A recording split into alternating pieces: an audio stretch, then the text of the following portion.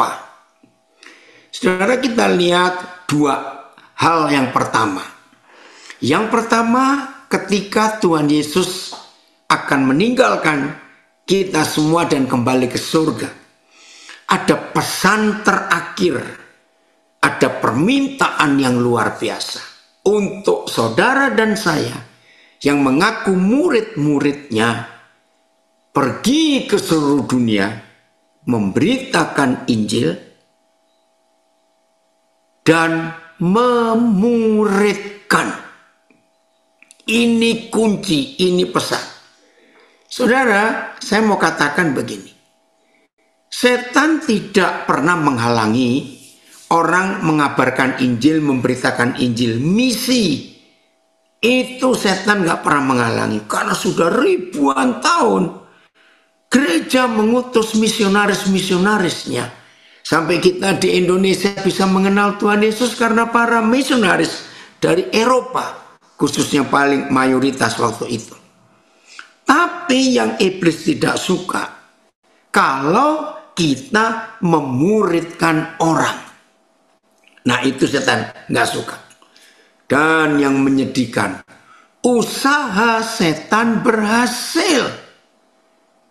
Saudara, kalau kita hitung dengan angka persentasi, ternyata nggak sampai 1% gereja yang begitu banyak di dunia ini melakukan pemuridan atau pembapaan.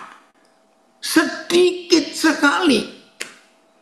Nah, itu yang pertama, bahwa Tuhan Yesus yang minta supaya kita melakukan nggak cuma penginjilan, tapi pemuridan.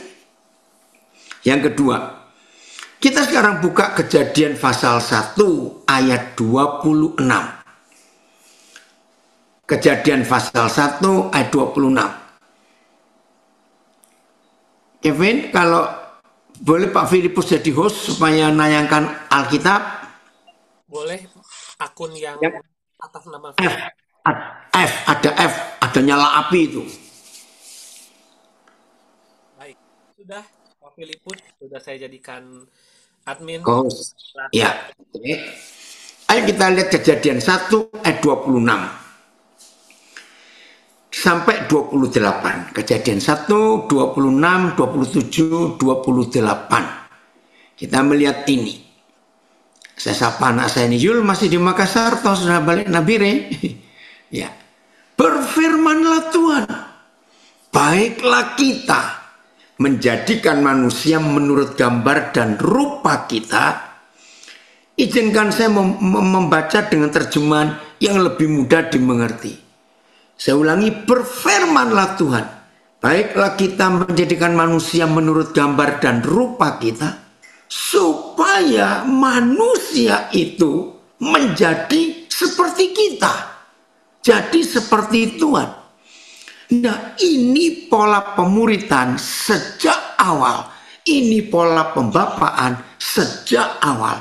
Bahkan ketika Yahweh Tuhan berfirman di ayat ini, manusia itu belum ada, saudara.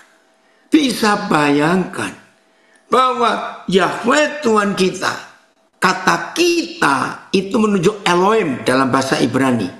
Tuhan yang adalah papa dan mama. Itu melahirkan kita. Maka itu penulisannya beda. Semua yang lain kecuali manusia, Tuhan berkata, mari kita ciptakan. Jadi bintang, jadi binatang, jadi ini, ciptakan, to create. Tapi hanya untuk manusia, Yahweh Tuhan kita berkata, mari kita to make, menjadikan. Apa bedanya to create, mencipta, dan to make, menjadikan atau membuat? Beda. Kata menjadikan, ini kalau dalam bahasa lebih sederhana, melahirkan. Oh, jadi manusia itu dilahirkan dari rahim Tuhan, dari kandungan Tuhan. Maka itu di Yohanes 3 ada penekanan lahir baru. Itu sama dengan konsep Kejadian 1 ayat 26 ini. Manusia itu dilahirkan. karena kita dilahirkan, maka itu istilah biologinya DNA kita sama dengan DNA apa-apa kita. Karena kita dari satu sumber. Oh, berapa saat terakhir ini viral di sosial media, saudara. Ternyata nama Yahweh, YHWH, itu ada di susunan DNA manusia. Wah, itu luar biasa. Yahweh. Ya, bahkan dilafalkan seperti orang baru lahir. Ya, menghirup udara. Dan ketika orang itu mau meninggal, dia melepaskan nafas terakhirnya. Ternyata lafalnya itu Yahweh. Luar biasa. Nah, jadi saudara dan saya, Tuhan itu melahirkan kita, bukan menciptakan kita. Sapi, ya, binatang-binatang yang lain itu diciptakan, kita dilahirkan. Maka itu Tuhan ingin supaya kita jadi sama seperti dia. Satu DNA. Ayat 28. Maaf, ayat 27 dulu, kejadian satunya. Nah, terus bagaimana supaya manusia bisa melahirkan lagi? Ya. Maka Tuhan menciptakan, nah ini terjemahannya yang salah, saya menjadikan. Maka Tuhan menjadikan manusia itu menurut gambarnya. Menurut gambar Tuhan dijadikannya dia, titik koma, laki-laki dan perempuan, dijadikannya mereka. Nah sekarang bagaimana laki perempuan ini bisa melahirkan anak-anak lagi? Ayat 28. Tuhan memberkati mereka. Tuhan menikahkan manusia yang laki dan perempuan tadi.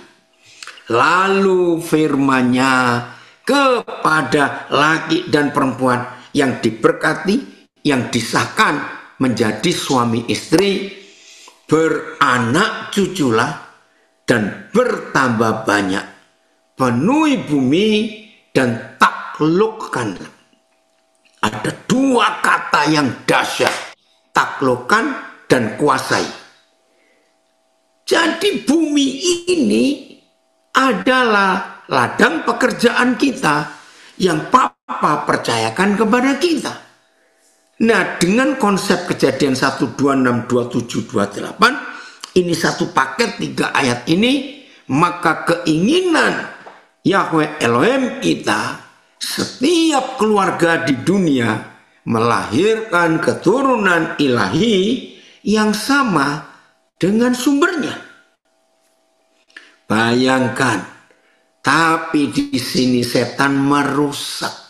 Yang harusnya bumi dipenuhi dengan orang-orang yang serupa dan segambar dengan Tuhan, maka dibalik oleh si kunyuk, si setan kurang ajar itu, ternyata bumi dipenuhi dengan perusak-perusak. Bagi yang belum tahu, supaya hari ini tahu. Awal tahun 80-an, saudara, tiba-tiba Roh Kudus memberi saya sebuah, insight, sebuah pemikiran sederhana sekali. Saya percaya semua kita pasti sudah sering dengar kata, orang itu kesetanan, orang itu kesetanan. Udahlah, kata kesetanan ini sudah ada di mana-mana. Tapi awal 80-an, Papa di surga mengingatkan saya, Daniel, coba mikir. Seharusnya kalau ada orang kesetanan, nah ini tolong ya, komunitas Open Heaven Ministry, kalau ada orang kesetanan, seharusnya ada orang yang ketuhanan. Ngerti nggak maksudnya itu? Kalau kesetanan, orang itu mirip setan. Maka kalau ketuhanan, ya kita mirip Tuhan. Nah, ini yang bisa terjadi lewat pemuridan. Yang Tuhan Yesus katakan, yang Tuhan Yesus pesan kepada kita. Oi, orang hebat Pak Adon, Setowo hadir. Ya, saya ulangi lagi. Ayo kita ganti sekarang. Bumi tidak boleh dipenuhi dengan orang-orang yang kesetanan, tapi bumi harus dipenuhi dengan orang-orang yang ketuhanan. ya, in his image, ya, in his likeness, dalam keserupaan, dalam kesetaraan, dalam hidup yang menggambarkan Tuhan ada di bumi ini. Wih, itu luar biasa. Terima kasih Bapak.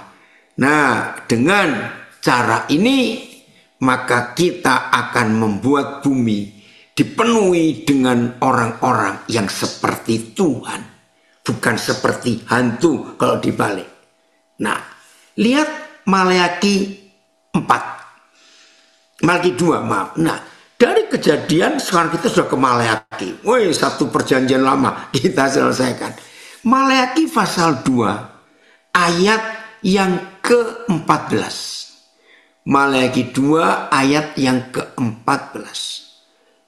Ini kerinduan Bapa di surga. Oh maaf, saya salah. Bentar. Ayat 6. Ayat 15, maaf saya salah. Ya, ayat 15. Bukankah Tuhan yang satu itu menjadikan manusia itu dari daging dan roh? Manusia dari daging dan roh ini dinikahkan, diberkati dalam pernikahan kudus. Dan apakah yang dikehendaki Yahweh Tuhan dari kesatuan itu? Kalau ada laki perempuan menikah dan disahkan jadi suami istri, maka Papa kita bertanya, apa yang dia kehendaki? Keturunan ilahi. Wih, ini luar biasa. Jadi jagalah dirimu dan janganlah orang tidak setia. Janganlah ada suami tidak setia terhadap istri dari masa mudanya. Awas jangan kecepatan baca. Kalau kecepatan baca terhadap istri mudanya, bukan.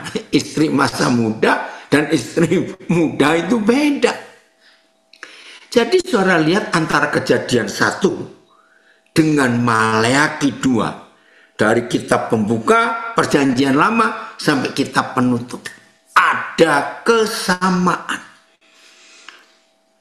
Bapa di surga sangat rindu bumi ini dipenuhi dengan keturunan-keturunan ilahi. Ayat. Bukankah dia yang telah menjadikan satu? Bahkan kamu memiliki sisa roh. Wih keren, sisanya roh Tuhan ya.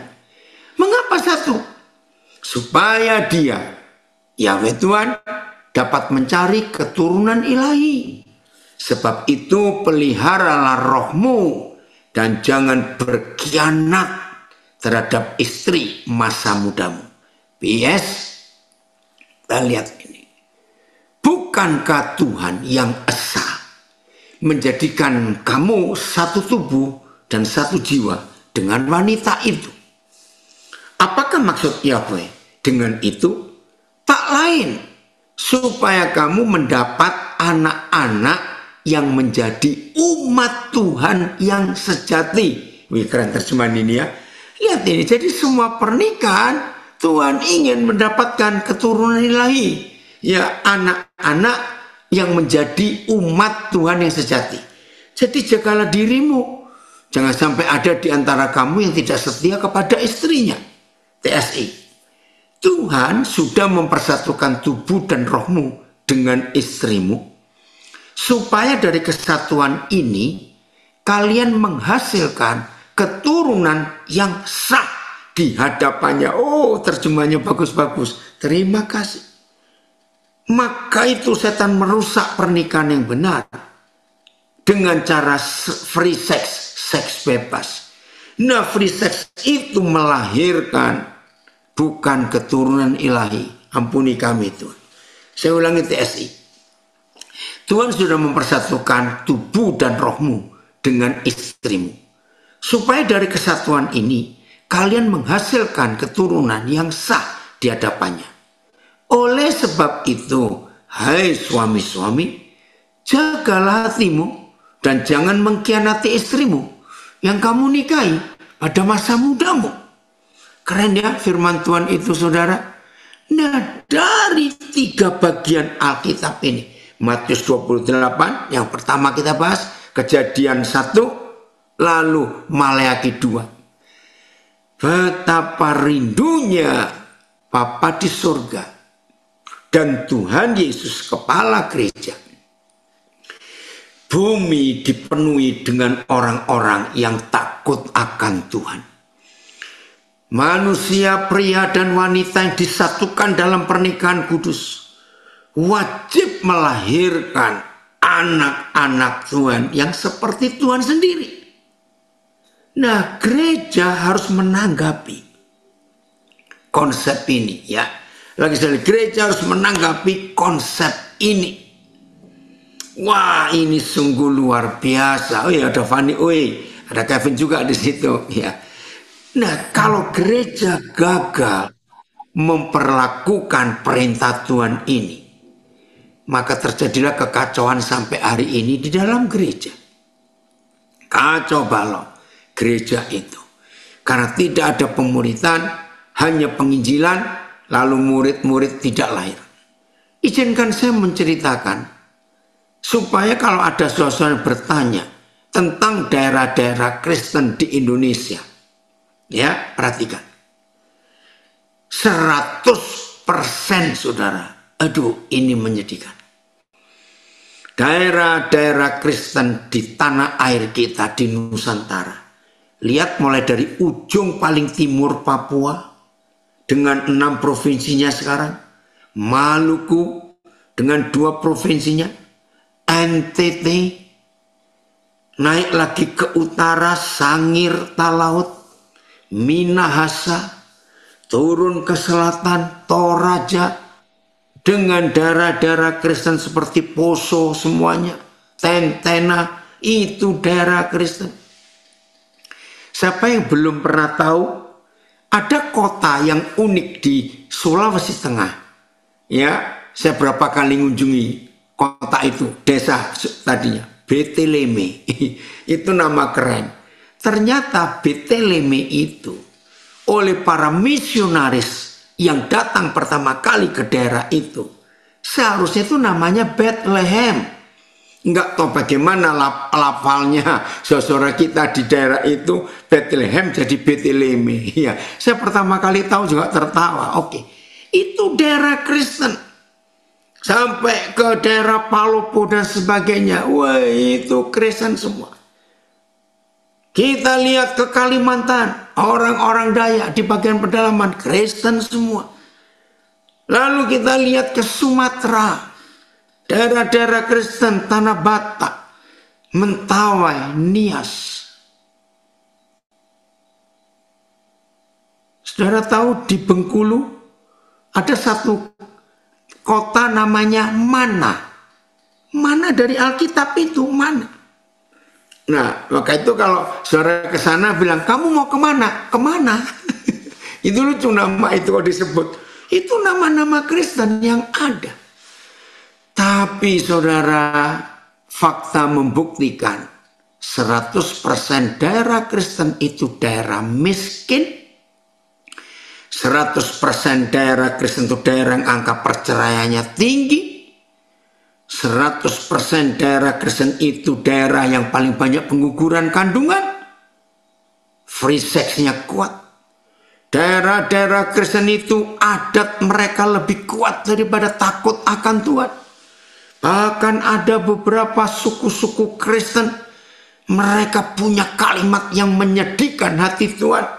Begini kata sebagian mereka, kami lebih baik dikatakan tidak bertuhan daripada tidak beradat. Wah, waktu saya tahu ada kelompok Kristen seperti itu, kejam sekali. Dan ironisnya, 100% daerah-daerah Kristen itu daerah yang sangat kaya secara sumber daya alam. Periksa saja. Tapi kenapa ironis sekali? Nah, jawabannya karena para misionaris yang datang ke sana berapa ratus tahun yang lalu hanya membaptis orang, tapi tidak memuridkan. Akhirnya gereja gedungnya besar-besar, penuh dengan Kristen tradisional, tapi nggak ada pertobatan. Maaf, jangan tersinggung. Adat mereka lebih dijunjung tinggi daripada firman Tuhan. Saya sebutkan ya, entah kapan ini bisa berubah. Orang-orang Papua, orang-orang Maluku, orang-orang Timor jatuh miskin karena adat mas kawin. Orang-orang Toraja yang Kristen itu jatuh miskin karena adat penguburan orang mati. Lihat di Tapanuli, daerah kaya, subur, tapi miskin. Karena mereka hanya dibaptis. Nah, zaman itu, misionaris yang meninggalkan Eropa menuju ke lahan-lahan misi sampai ke Nusantara tidak akan terima bantuan uang misi kalau angka baptisan tidak bertambah. Nah, supaya dapat banyak uang, maaf kalau ada yang tersinggung, berarti saudara harus belajar lagi. Maaf. Jadi mereka hanya membaptis orang sebanyak-banyaknya, lalu dilaporkan nama baptisan itu dan uang itu masuk. Maka itu sampai hari ini, kerusakan moral, kemabukan, perjudian, dan lain-lain sangat subur di daerah-daerah Kristen itu. Karena tidak ada pemuridan, tidak ada pembapaan. Nah, ini ada yang komen, habis uang untuk adat, betul. Maka itu ayo kita bertobat, saudara. Memuridkan itu penting sekali. Ini kesalahan misionaris yang datang dari Eropa ke Indonesia berapa abad yang lalu. Dan sampai hari ini begitu sulit kita merubah daerah-daerah Kristen itu. Tuhan tolong kami dan ampuni kami. Nah, apa itu pemuridan? Sekarang kita melihat, apa itu pembapaan? Saya tahu, tidak sedikit gereja punya kelas-kelas pemuridan. Saya tahu. Tapi sayang, pemuridan yang ada di gereja-gereja ini, maaf, hanya orang duduk, datang, kumpul, lalu buka buku pemuridan, baca, diskusi, ngisi soal. Itu bukan pemuridan yang Tuhan Yesus ingin. Itu cuma salah satu dari sekian banyak aktivitas gereja. Ada doa, ada pemuridan, maaf, hanya sekedar duduk, istilah komsel, atau family altar, atau kul, atau apa macam-macam lah. Tapi bukan itu yang Tuhan minta. Nah, ada yang tanya, apa benar adat istiadat jadi konflik bagi kita yang sudah mengenal Kristus? Seharusnya tidak. Kalau Injil memerdekakan saudara-saudara kita, nenek moyang kita, nggak akan ada konflik. Karena begitu Injil masuk, maka adat yang merusak firman harus ditinggalkan. Tapi adat yang bagus silakan dipakai. Tidak salah. Jadi yang saya katakan adat yang merusak. Ini dia. Nah, ini cucu saya dari Kalimantan Tengah. Benar, Opa. Di tempat Abi pelayanan dan banyak orang yang melayani seperti itu. Dan banyak jemaat yang malah kecewa dengan hamba Tuhan. Iya, karena mengerikan sekali. Nah, ini anak saya di Manokwari yang dari Toraja memang betul. Adat istiadat yang masih dipegang orang Toraja. Sampai rela kredit demi acara pesta adat orang mati. Rambu Solo, ya, Kristen tapi tidak hidup sesuai dengan firman Tuhan. Nah, tidak tahu sampai kapan ini berubah. Sudah terlanjur salah dari awal. Nah, kalau gitu apa itu pemuridan? Kita akan buka 3 ayat ini. Yang pertama, 2 ayat yang pertama, 1 Korintus 4 ayat 14 dan 15. 1 Korintus 4 ayat 14 dan dan 15. Kita lihat. Harusnya seperti ini gereja. Ya. Hal ini kutuliskan bukan untuk memalukan kamu, tetapi untuk menegur kamu sebagai anak-anakku yang kukasih. Ayat, aku menulis hal-hal ini bukan untuk mempermalukan kamu, melainkan untuk menasihati kamu sebagai anak-anak yang kukasih. PS-nya, saya menulis ini kepadamu bukanlah untuk membuat kalian menjadi malu, tetapi untuk menasihati kalian seperti anak-anak saya sendiri. TSI-nya, saya menulis hal-hal itu bukan untuk mempermalukan kalian, tetapi untuk menegur kalian sebagai anak-anak yang saya kasih. Ternyata pemurid itu sebagai orang tua yang dimuridkan sebagai anak. Ayat 15. Sebab sekalipun, saudara ingat loh, ini ditulis 2000 tahun lebih yang lalu. Catat, 2000 lebih tahun yang lalu. Sebab sekalipun kamu mempunyai beribu-ribu pendidik dalam Kristus, tapi kamu tidak mempunyai banyak bapak, karena akulah yang dalam Kristus Yesus telah menjadi bapakmu oleh Injil yang kuberitakan kepadamu.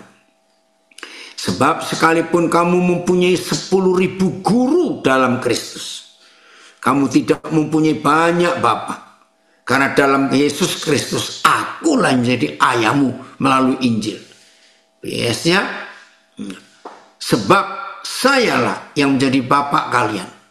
Walaupun mungkin sebagai orang Kristen kalian sudah punya 10.000 guru di dalam hidupmu sebagai orang-orang yang bersatu dengan Kristus, saya yang menjadi bapak kepadamu, karena saya yang membawa kabar baik tentang Kristus kepadamu. Jadi menurut ayat ini, siapapun yang menginjil, lalu ada jiwa hidupnya diserahkan kepada Yesus untuk percaya, maka kitalah menjadi orang tua untuk orang-orang yang baru diselamatkan itu. TSI. Karena meskipun kalian mempunyai ribuan guru yang bisa mengajarkan tentang Kristus, kalian tidak mempunyai banyak bapak. Hanya sayalah yang menjadi bapak rohani kalian. Sebab kalian pertama kali mendengar kabar baik tentang Kristus Yesus melalui saya. Nah, saya katakan, ribuan tahun yang lalu, surga sudah memesan kepada gereja, jangan kelebihan guru, lebih baik kelebihan ayah, papa. Harusnya gereja belajar dengan kampus-kampus teologi yang menjamur. Wih, di Indonesia, saudara. Saudara pasti akan kaget. Walaupun negara Indonesia ini mayoritas Islam, tapi saudara harus tahu, jumlah sekolah teologi, sekolah Alkitab, training-training pelayanan, itu jumlahnya mencapai lebih dari 1.000, saudara. Kaget enggak? Nah, ini masalahnya. Mencetak teolog-teolog, mencetak pendeta-pendeta, sarjana-sarjana teologi, master teologi, doktor teologi, dan teologi-teologi yang lain, maaf, membuat gereja makin kacau. Karena para pendeta yang dicetak di sekolah-sekolah Alkitab, sekolah teologi itu, yang tersinggung itu orang yang saya ngomong, ternyata tujuannya adalah mencari makan lewat pelayanan, lewat kependetaannya. Maka itu gereja jadi kacau. Yang logikanya, makin banyak jumlah pendeta, harusnya gereja itu makin hebat. Ternyata makin banyak jumlah pendeta, makin ribut karena masing-masing cari lahan. Maaf, lahan untuk hidup. Maka itu 1 Korintus 4 ayat 15 ini teguran. Stop mencetak teolog-teolog terlalu banyak. Bapaknya yang gak ada. Menyedihkan. Dan saudara tahu, ribuan tahun sebelum dunia ilmu genetika, ilmu kedokteran semaju sekarang, ternyata Papa di surga sudah memulai fakta itu. Siapa yang mengikuti berita viral di sosial media bahwa DNA anak itu dari bapaknya, darah anak itu dari bapaknya. Wih, luar biasa. Nah, maka itu darah Yesus bukan A, B atau O, tapi darah Yesus adalah dari Bapa di surga. Karena dia tidak lahir dari pembuahan manusia. Maka itu kita harus bertobat, saudara. Untuk ini, ayo gereja, lahirkan banyak bapak, jangan lahirkan banyak teolog, makin kacau. Maka itu dalam hidup ini perlu sekali kita mengalami pembaruan, mengalami breakthrough, pendobrakan ini harus seperti itu. Jadi ayo kita betul-betul hidup di dalam kebenaran ini. Hal kedua, tentang ayat kedua tentang pembapaan. Buka Galatia 4 ayat 19. Ini keren sekali. Galatia 4 ayat 19. Ya. Oi, orang hebat, hamba Tuhan hebat dari BSD ya non, senang sekali. Ya, Om melihat kamu hadir belajar ya. Galatia 4:19. Hai anak-anakku. Aduh, ini dia. Karena kamu, aku para pemurid, bapak-bapak rohani, orang tua rohani, hai anak-anakku, karena kamu, aku menderita sakit bersalin lagi. Sampai rupa Kristus menjadi nyata di dalam kamu. Ayat anak-anakku, demi kamu, aku rela sekali lagi menanggung sakit melahirkan. Sampai Kristus dinyatakan dalam kamu. PS, anak-anakku yang tercinta, saya sekarang ini menderita lagi karena kalian. Saya menderita seperti seorang ibu menderita pada waktu melahirkan anak. Saya akan terus menderita kalau sifat-sifat Kristus belum tertanam pada dirimu. PS-nya lebih mudah dimengerti ya. Saya baca lagi PS. Anak-anakku yang tercinta, saya sekarang ini menderita lagi karena kalian. Saya menderita seperti seorang ibu menderita pada waktu melahirkan anak. Saya akan terus menderita, oh Tuhan. Saya akan terus menderita kalau sifat-sifat Kristus belum tertanam pada dirimu. TSI. Anak-anakku yang terkasih, saya sangat mengkhawatirkan kalian. Sampai hati saya tertekan seperti derita seorang ibu yang kesakitan melahirkan anaknya. Saya sangat terbeban karena kalian belum dewasa dalam hal bersatu dengan Kristus. Nah, saudara, maaf, jarang sekali gereja mengajarkan ayat ini. Bahkan saya kenal banyak pemuritan.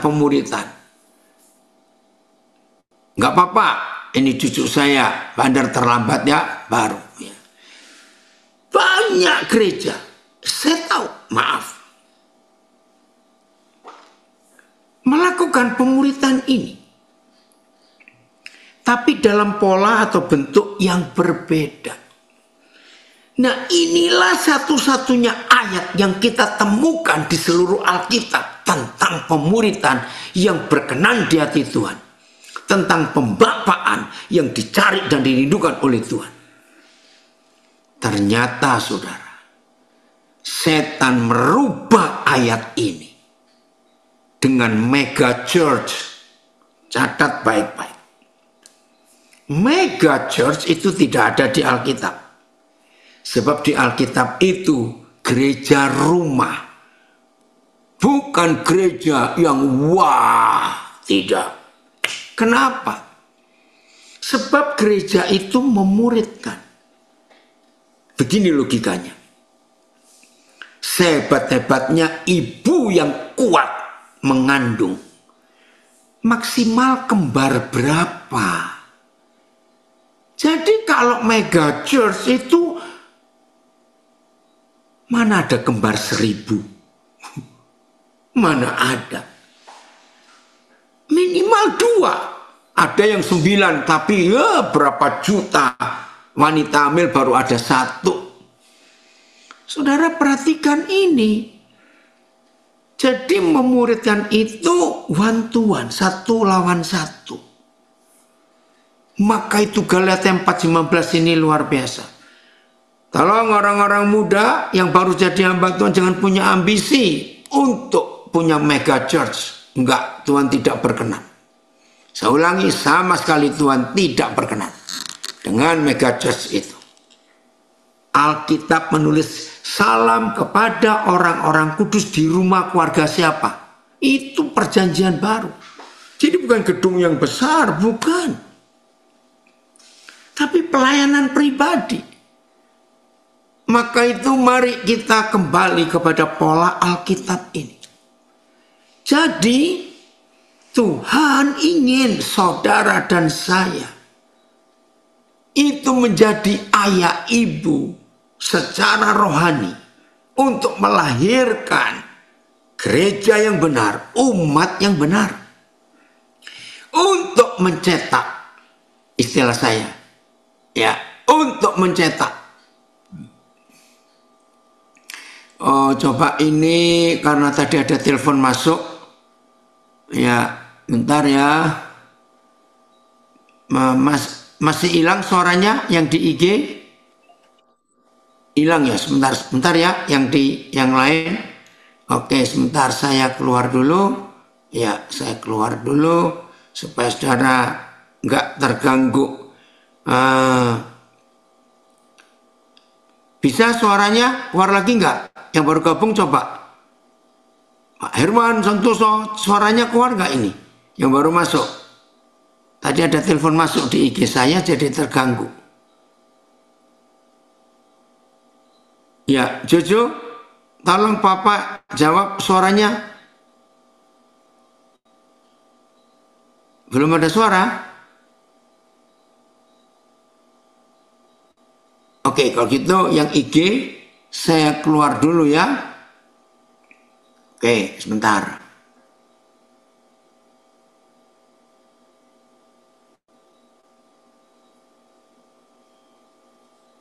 Bentar ya, bentar.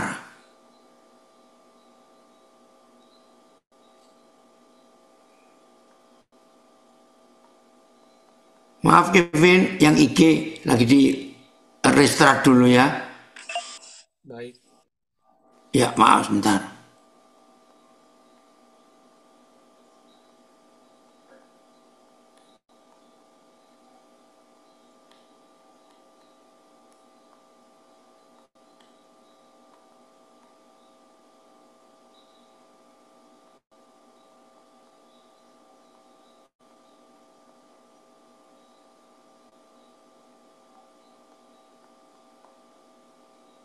Oh, salah. 28.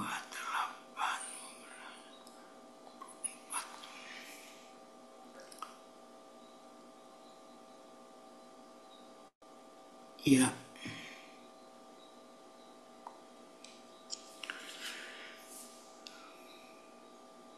Oke, tunggu sebentar. Ya.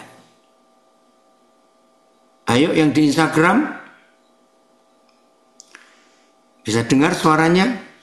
Oh, yang dari Nabire baru pindah ke Facebook. Ya, tunggu sebentar. Instagram, tolong cek suaranya.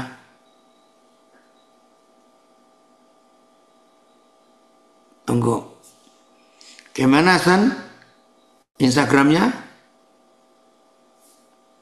Jojo, tolong. Ini anak-anak saya, Papa mau tahu. Hasan, Jojo, suara gimana di IG? Lagi saya cek, Pak. Ini kamu baru masuk ini? Iya, cuman belum keluar. Suara belum keluar juga. Belum, Pak. Fani, suara belum keluar di IG. Aduh, kenapa ini?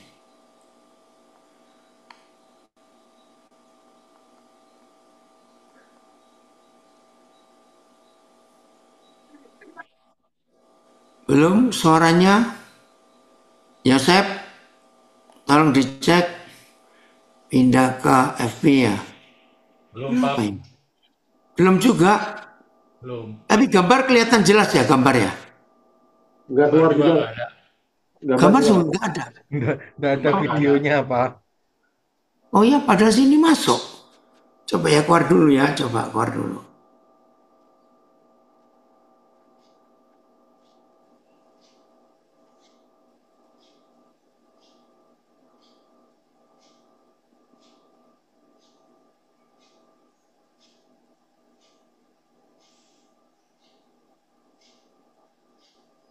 Nah ini, IG masuk lagi, sudah keluar belum gambarnya? IG? Belum, Pak. Ah, belum juga. Belum, Pak. Ah, kenapa ini ya? Gangguan apa ini IG? Area, matiin dulu. Bentar. Maaf.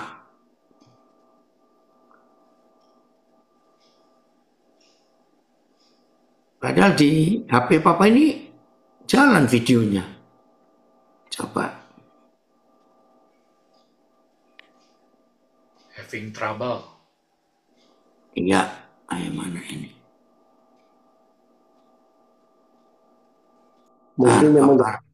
Mungkin memang dari IG-nya, Pak. Oh ya? Soalnya ini having trouble gitu katanya. Oh begitu, di IG yang lain juga. Coba kamu buka yang lain sebentar. Ini Papa restart ini. Oke. Coba dimulai lagi dari depan. Sabar dulu.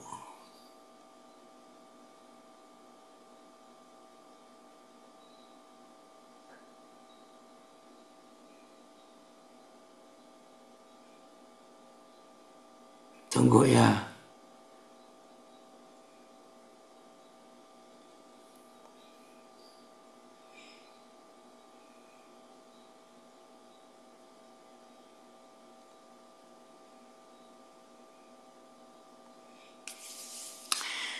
Ini, Papa coba masuk lagi ke IG. Coba cek IG-nya bagaimana?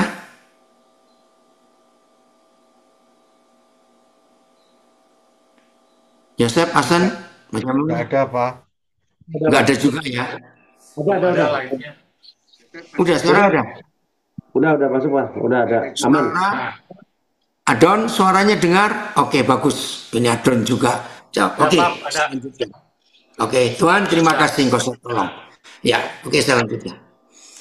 Jadi Galatia 4 ayat 19 itu satu-satunya ayat tentang pemuritan yang begitu jelas. Jadi setiap kita murid-murid Tuhan Yesus harus muridkan orang-orang baru yang lain. Maka itu nggak bisa ada mega church, nggak bisa kembar sampai ribuan, enggak. Nah begini saudara konsep sederhananya. Kita menangkan satu jiwa, kita bimbing, kita arahkan, kita nasihati, kita tegur, kita marahi, kita kasih, kita sayangi. 9 bulan 10 hari. Itu waktu orang mengandung normal lalu melahirkan. 9 bulan 10 hari. Maka itu sampai hari ini, kalau kita mendengar ada teman, saudara, keluarga yang melahirkan, pertanyaan kita cuma 2 kok. Nggak mungkin 3 atau 4, 2. Pertama, laki atau perempuan. Betul ya? Nggak mungkin tanya bawa uang atau enggak. Ngawur aja mata duitan itu. Nah, sebentar lagi pemimpin kita, Kevin, akan jadi papa dan mama. Oke ya? Oke, nah. Yang kedua pertanyaan kita kalau dengar orang melahirkan. Yang kedua setelah laki atau perempuan, mirip siapa? Wih, itu luar biasa saudara. Nah, pemurid-pemurid yang diberkati Tuhan, ya perhatikan ini. Wih, ada yang berani ngomong, mega church itu sama dengan entertainment church. Sama dengan business church. Focus on money. Wih, ini ada yang ngomong ini. Iya betul. Saudara, begitu saudara dan saya memuridkan seseorang 9 bulan 10 hari, itu nggak angka resmi ya, itu cuma logika saja.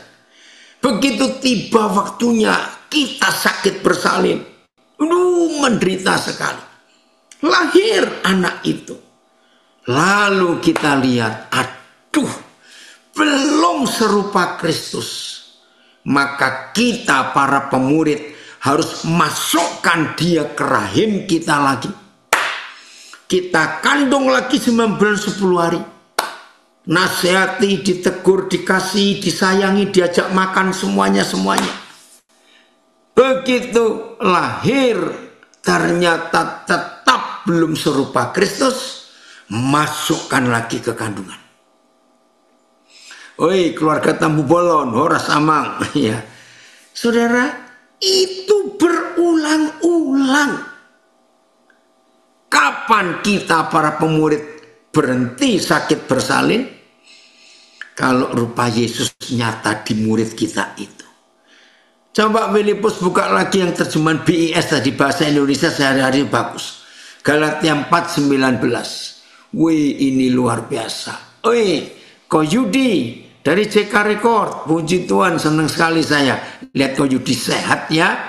Wih, berapa bulan yang lalu Tuhan sudah tolong, hampir lewat, tapi Tuhan ajab ya Ko Yudi, senang sekali bisa ketemu lagi. Lihat ini terjemahan bahasa Indonesia sehari-hari ya, Galatia 4:19 BIS. Anak-anakku yang tercinta, saya sekarang ini menderita lagi karena kalian. Saya menderita seperti seorang ibu menderita pada waktu melahirkan anak. Saya akan terus menderita kalau sifat-sifat Kristus belum tertanam pada dirimu. Selamat Natal ya Ko Yudi. Selamat juga masuk di tahun baru berapa hari lagi ini. Saya akan terus menderita. Wih. Kalau sifat-sifat Kristus belum tertanam pada dirimu. Wah, ada yang komen. Ada yang kembar 100. Sayangnya monster yang lahir. Yaitu Bolokurowo. Ya, ini istilah Jawa. Ya, oi Juli, Tan. Ikut hadir juga. Jadi nggak bisa kita memuridkan ribuan orang sekaligus, satu orang nggak bisa. Satu persatu. Sampai lahir keturunan ilahi. Tadi yang Malaki 2 ayat yang ke-15 itu. Kita lihat 1 Tesalonika 1. Ya. 1 Tesalonika 1 ayat 1. Ini konsep pemuridan yang ada. Siapa yang melahirkan gereja Tesalonika? Dari Paulus, Silvanus, dan Timotius. Wah, sekarang suaminya hadir, Philip. Ya, keren kalian dua. Lagi itu dari Paulus, Silvanus, dan Timotius kepada gereja orang-orang Tesalonika yang dalam Tuhan Bapa dan dalam Tuhan Yesus Kristus kasih karunia dan damai sejahtera menyertai kamu. Haleluya. Woi, Darren, apa kabar? Bapak sudah lama nggak kontak kamu ya. Sekarang kita lihat 1 Tesalonika 2 mulai ayat yang ke-7 ya. 1 Tesalonika 2 ayat 7. Siapa yang menjadi gembala yang melahirkan gereja Tesalonika? Tetapi kami berlaku ramah di antara kamu, sama seperti seorang ibu mengasuh dan merawati anaknya. Loh, kok ibu? Kan tadi 3 pria, Paulus, Silvanus, dan Timotius. Ini ibu. Inilah pemuridan. Terus ayat yang ke-10. 11. Siapa lagi ini ya? 11. Ayat 11. 1 Tesalonika pasal 2. Oke.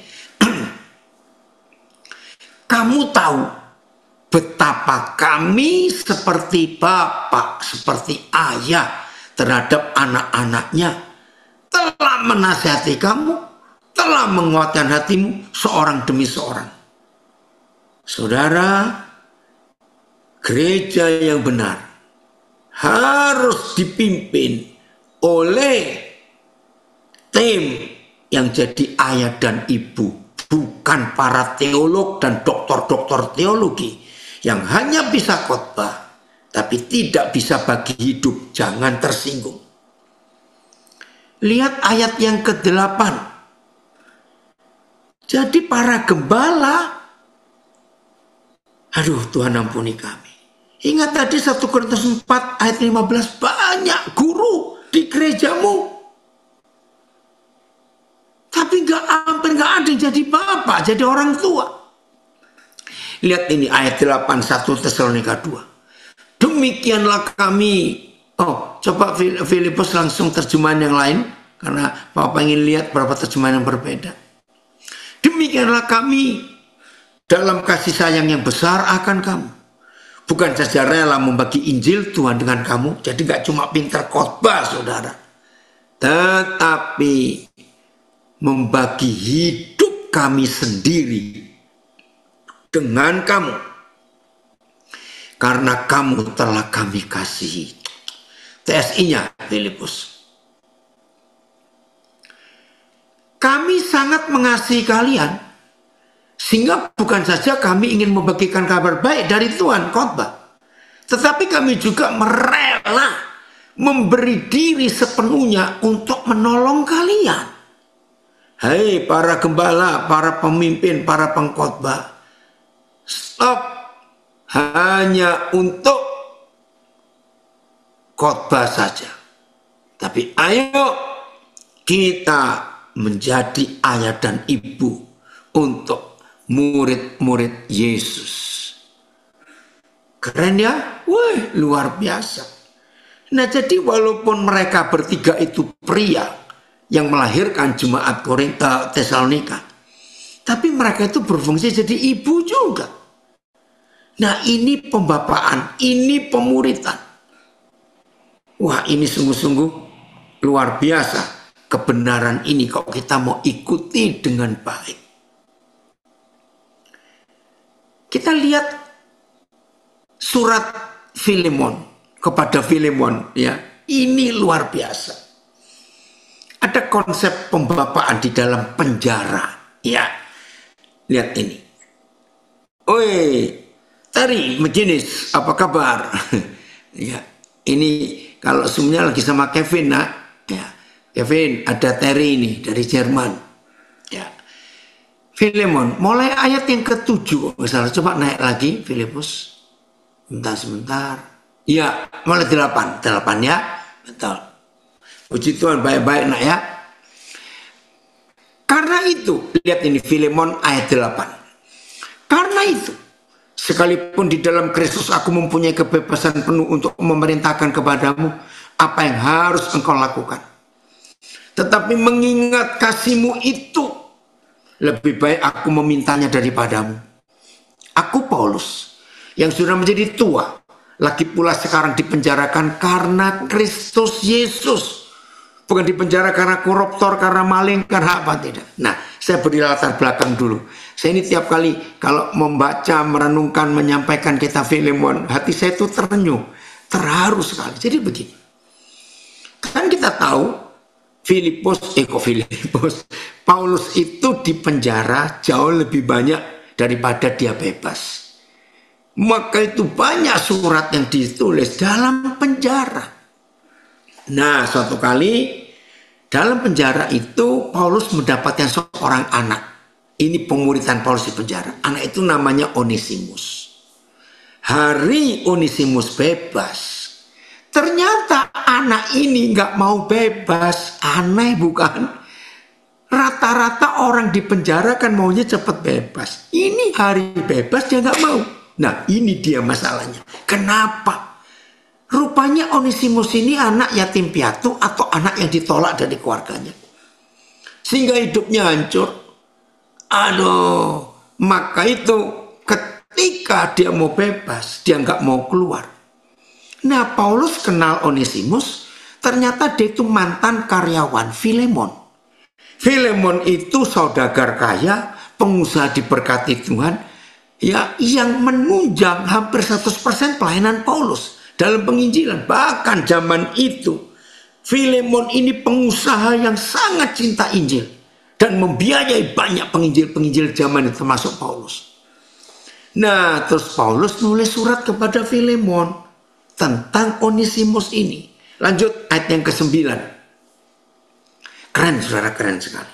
Kita lihat, ini pemuritan yang luar biasa.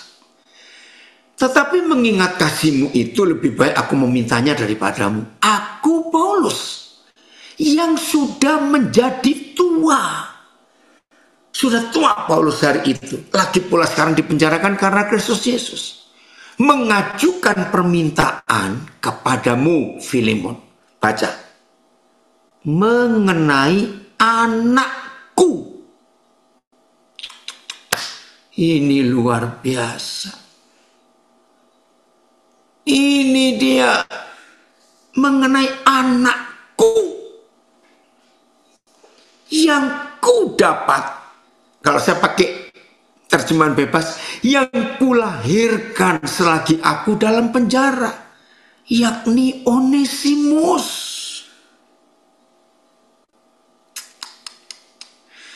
Wih, ini luar biasa, saudara. Jadi di penjara pun Paulus tetap menginjil dan melahirkan anak-anak yang hebat. Dahulu memang dia tidak berguna bagimu. Nah ini, waktu dia kerja di Filemon rupanya ada satu yang salah. Kita nggak tahu. Dahulu memang dia tidak berguna bagimu, tapi sekarang sangat berguna. Baik bagimu maupun bagiku. Wih, luar biasa. Lihat ayat yang ke-11. Oh, ayat 12. Dia kusuruh kembali kepadamu.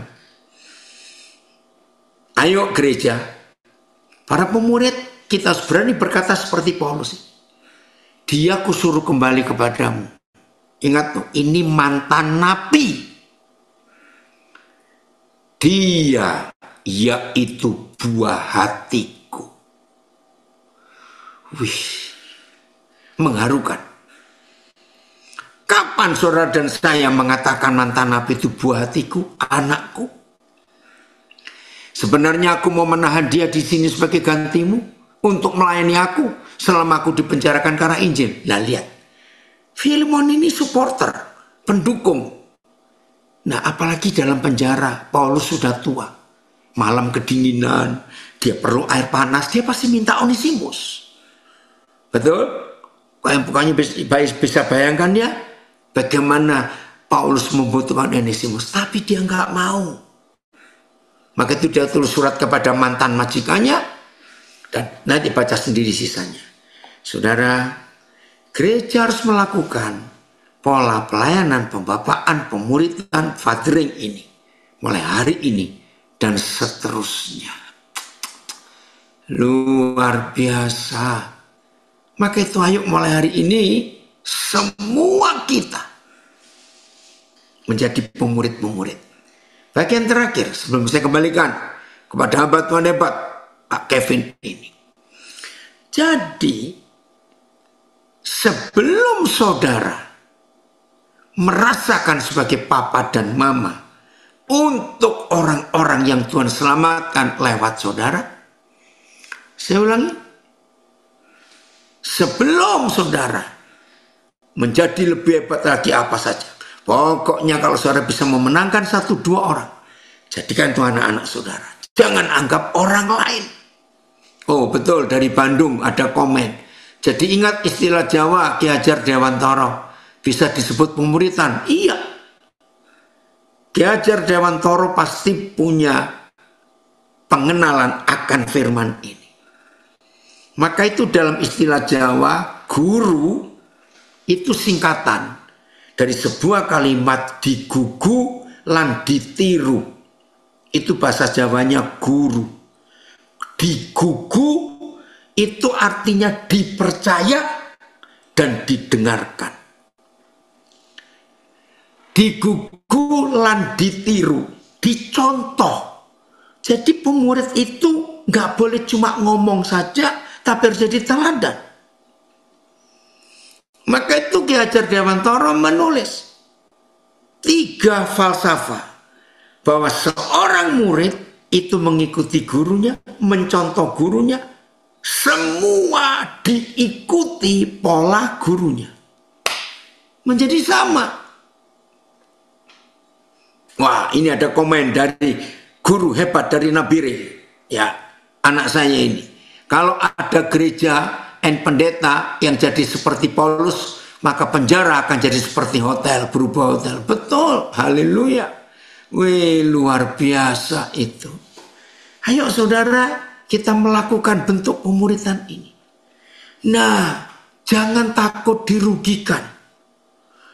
Saya harus ngomong ya, sejak awal Tuhan panggil saya jadi pemurid, saya ditipu, saya dicuri barang-barang, saya dikhianati. Aduh, banyak lagi yang lain.